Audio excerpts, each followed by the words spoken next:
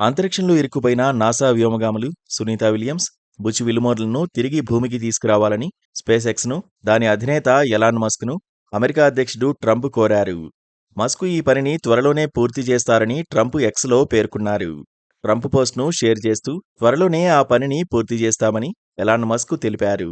వ్యోమగాములను అంతరిక్షం నుంచి తీసుకొచ్చే విషయంలో గత బైడెన్ ప్రభుత్వం నిర్లక్ష్యంగా వ్యవహరించిందని మస్క్ ఆరోపించారు. వ్యోమగాములు సునీత విలియమ్స్, బుచ్ విల్మోర్లు గతేడాది జూన్లో 8 రోజుల మిషన్లో భాగంగా అంతరిక్ష కేంద్రానికి వెళ్లారు. అయితే వ్యోమనౌకలో హీలియం లీకేజీ కారణంగా సాంకేతిక సమస్యలు ఎదురై అనుకున్న సమయానికి వారు తిరిగి రావడం వీలుకాలేదు. 7 నెలలుగా అంతరిక్షంలో చిక్కుకుపోవడంతో సునీత నడవడం మర్చిపోయినట్లు తెలుస్తోంది. సోమవారం ఆమె అంతరిక్షం నుంచే కొందరు విద్యార్థులతో మాట్లాడారు. తాను చాలా కాలంగా అంతరిక్షంలో ఉంటున్నానని, ఇక్కడ నడవడానికి లేదన్నారు.